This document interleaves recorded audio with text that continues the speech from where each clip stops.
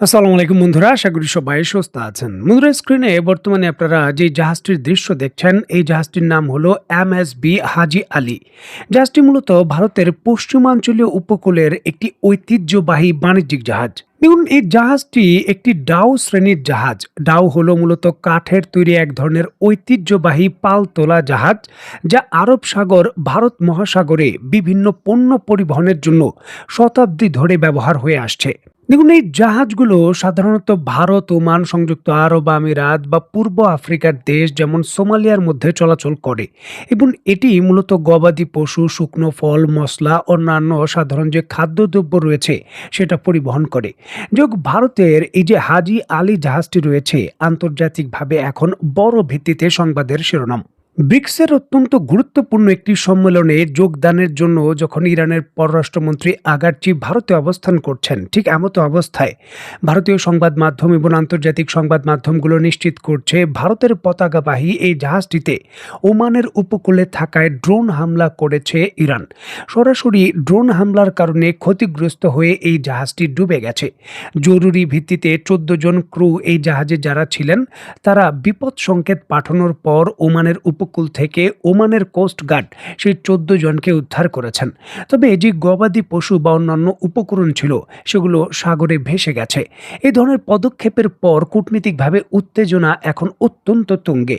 এই ঘটনার পরিপ্রেক্ষিতে যদিও এর দায় দায়িত্ব আনুষ্ঠানিকভাবে ইরান স্বীকার করেনি যে এই ড্রোন হামলা তারা করেছে, তবে ভারতের পক্ষ থেকে এই হামলার পূর্ণাঙ্গ দায় দায়িত্ব ইরানকে দেওয়া হয়েছে। যদিও তারা ইরানের নাম প্রকাশ করেনি, তবে তারা বলেছে এই ঘটনা অবৈধ এবং আন্তর্জাতিকভাবে একটি সন্ত্রাসী কর্মকাণ্ড। কোনোভাবেই উন্মুক্ত যে চলাচলের জলপথ রয়েছে সেখানে এই ধরনের হামলা কাম্য নয়। তবে সামরিক বিশেষজ্ঞরা বলছেন যে ইরান হরমুজ প্রণালীকে কেন্দ্র করে যে কোনো ছাড় দেবে না, সেটা ব্রিক্সের সদস্য দেশ হলেও দেবে না। তার জন্যই কিন্তু ভারতের এই জাহাজে হামলা। যদিও এই জাহাজটি বড় ভিত্তিতে কোনো বড় পণ্য নিয়ে যাচ্ছিল না বা বড় আকারের কোনো শিপিং জাহাজ নয়, তারপরও ইরানের পক্ষ থেকে শক্তিশালী অবস্থান।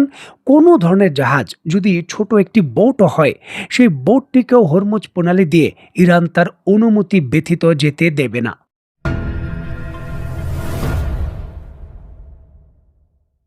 স্ক্রিনে বর্তমানে আপনারা যে বিশাল পণ্যবাহী জাহাজটির দৃশ্য দেখছেন, এই জাহাজটির নাম হলো এমএসসি এরিস। জাহাজটি একটি পর্তুগিজ পতাকাবাহী কন্টেইনার জাহাজ। জাহাজটি লন্ডন ভিত্তিক যেই জোডেক মেরিটাইমস রয়েছে নামক কোম্পানি তার সঙ্গে যুক্ত। দেখুন, জোডেক মেরিটাইমস কোম্পানি, এই কোম্পানিটির মালিকানায় রয়েছে ইসরায়েলি ধনকুব আইওয়াল আফার। তার মালিকানাধীন অংশীদারেই কিন্তু এই জাহাজটিতে মালিকানা রয়েছে। মানে পরোক্ষভাবে বলতে গেলে ইসরায়েলের মালিকানা রয়েছে এই জাহাজটিতে। আন্তর্জাতিক নিরাপত্তার স্বার্থে এবং ইরানের যে কোনো হামলা থেকে এটি রক্ষা পাওয়ার জন্য সংযুক্ত আরব আমিরাতের উপকূলে আশ্রয় নিয়েছিল বা নোঙর করা অবস্থায় ছিল। এখন হঠাৎ করেই ইরানের আইআরজিসি এই জাহাজটিতে অতর্কিতভাবে অভিযান পরিচালনা করেছে এবং এই জাহাজটিকে আটক করে তার উপকূলে নিয়ে গেছে। আন্তর্জাতিক রিপোর্ট যেমনটা নিশ্চিত করছে, ইরানের বাহিনী ইসলামিক রেভলিউশনারি গার্ড কর্পস এই জাহাজটি জব্দ করার জন্য তাদের হেলিকপ্টার মিশন ব্যবহার করেছে। হেলিকপ্টারের মাধ্যমে জাহাজটির ডেকে নেমে এর নিয়ন্ত্রণ গ্রহণ করেছে ইরান। এবং যেমনটা রিপোর্ট থেকে জানা যায়, সংযুক্ত আরব আমিরাতের যে ফুজাইরা বন্দর রয়েছে তার থেকে মাত্র 50 নটিক্যাল মাইল দূরে হরমুজ প্রণালীর কাছাকাছি অবস্থান করছিল জাহাজটি। আর তখনই কিন্তু এই জাহাজটিকে আটক করে ইরান তার উপকূলের দিকে নিয়ে যায়। জাহাজটির জব্দের পরই সেখানে অন্তত 25 জন ক্রু ছিল বলে এমনটা জানা যায়। ইরানের পক্ষ থেকে আশ্বাস দেওয়া হয়েছে ক্রুদের সম্পূর্ণ নিরাপত্তার দায় দায়িত্ব এখন তাদের। দেখুন, এমএসসি বর্তমান পৃথিবীর অন্যতম বৃহত্তম শিপিং কোম্পানি, যেখানে পশ্চিমা বিশ্বের বড় স্বার্থ জড়িয়ে রয়েছে। এই জাহাজটিতে ইসরায়েলের মালিকানাধীন সত্ত্ব থাকার কারণে এই জাহাজটিকে আটক করে নিয়ে গেছে ইরান। এটা হলো ইরানের দাবি। এর পরপরই কিন্তু পরিস্থিতি আরও উত্তপ্ত, কারণ হরমুজ প্রণালী ক্লোজ করার কারণে হরমুজ প্রণালীর অভ্যন্তরে পার্সিয়ান সাগরে এই ধরনের আরও বহু জাহাজ বর্তমানে আটকা পড়ে রয়েছে। সেই সকল জাহাজগুলোকে একে একে ধাপে ধাপে যদি ইরান একই ধরনের পদক্ষেপ নেয়, কারণ ইসরায়েলের যে শেয়ার রয়েছে সেই ধনকুপের, সেটা কিন্তু বিভিন্ন জাহাজের মধ্যেই রয়েছে, সেটি একটি বিস্তর পরিসরে বড় ধরনের অভিযানের অংশ হয়ে যাবে। আর এই আশঙ্কাই কিন্তু এখন হরমুজ প্রণালীর যে মিশন রয়েছে সেটি আরও শক্তিশালী পর্যায়ে চলে গেছে। দেখুন, সংযুক্ত আরব আমিরাতের সঙ্গে ইসরায়েলের যে গোপন আঁতত সেই বিষয়ে নানান ধরনের অভিযোগ রয়েছে। সংযুক্ত আরব আমিরাতে নেতানিয়াহু গোপন সফর করেছেন এমন দাবিও করা হয়েছে ইসরায়েলের পক্ষ থেকে, যদিও আমিরাত সেটা প্রত্যাখ্যান করেছে। আয়রন ড্রোম সরাসরি স্থাপন করা হয়েছে সংযুক্ত আরব আমিরাতে এবং সেটি পরিচালনার জন্য ইসরায়েলের সৈন্যের অবস্থানও রয়েছে। ঠিক এমন পরিস্থিতিতে সংযুক্ত আরব আমিরাতের বন্দরের কাছ থেকে এই আন্তর্জাতিক শিপিং জাহাজটিকে ধরে নিয়ে গেছে ইরান।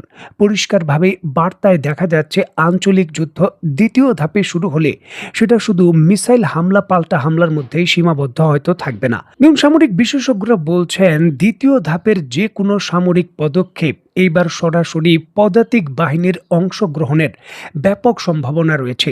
সেটি আঞ্চলিক বিভিন্ন দেশের ক্ষেত্রেও, ইরানের ক্ষেত্রেও এবং যুক্তরাষ্ট্রের ক্ষেত্রেও। কারণ আঞ্চলিকভাবে পদাতিক এই সামরিক পদক্ষেপ ছাড়া এই যুদ্ধ ব্যাপক ভিত্তিতে চালিয়ে ফলাফল অর্জন করা প্রায় অসম্ভব।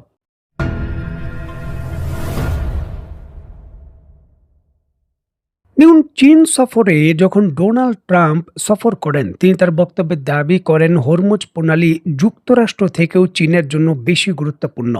বাস্তবিক অর্থেই তাই। কারণ হরমুজ প্রণালী দিয়ে চীনের মোট জ্বালানি আমদানির মোটামুটি ৮০% কাছাকাছি এসে থাকে, যেটা তারা সমুদ্র পথে আমদানি করে রাশিয়া ব্যতীত। মোটামুটি সকলগুলোই এখান দিয়েই আমদানি হয়। এছাড়াও পণ্য আমদানি রপ্তানিরও একটা বড় অংশ হরমুজ প্রণালী দিয়ে যায়। তবে বিষয়টা হলো যে ইরানের সঙ্গে চীনের গভীর সখ্যতা রয়েছে।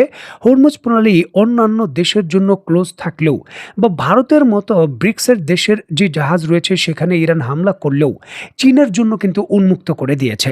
আন্তর্জাতিক রিপোর্টগুলো নিশ্চিত করছে ইরান চীনের বিভিন্ন ধরনের ভ্যাসেলকে অ্যালাউ করেছে হরমুজ প্রণালী পার হওয়ার জন্য এবং এই ক্ষেত্রে তারা পূর্ণাঙ্গভাবে সহযোগিতাও করছে এবং হরমুজ প্রণালী দিয়ে অন্য কোনো দেশের জাহাজ পারাপার না হলেও চীনের জাহাজগুলো, শিপিং জাহাজগুলো এবং তেলবাহী জাহাজগুলো অনেকটা কোনো ধরনের বাধা ছাড়াই কিন্তু পার হয়েছে এবং এর সংখ্যাও কিন্তু কম নয়। অন্তত ৩০টি জাহাজ পার হয়েছে, যেটা বর্তমানে হরমুজ প্রণালীর প্রায় 90% বেশি পার হওয়া জাহাজের যে তালিকা রয়েছে তার মধ্যে অন্তর্ভুক্ত হয়।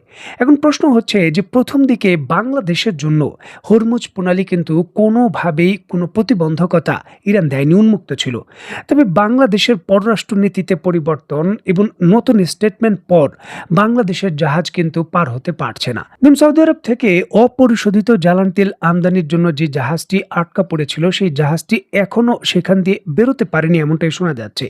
এখন প্রশ্ন হলো যে যুক্তরাষ্ট্রের সঙ্গে আমাদের যে বাণিজ্য চুক্তি এবং যে স্ট্র্যাটেজিক চুক্তি হয়েছে, যেটা আমাদের নির্বাচনের 3 দিন আগেই ইউনূস প্রশাসন করে গেছেন, সেই চুক্তির কারণে মিত্র দেশগুলোও এখন বাংলাদেশের পক্ষান্তরে দাঁড়াচ্ছে।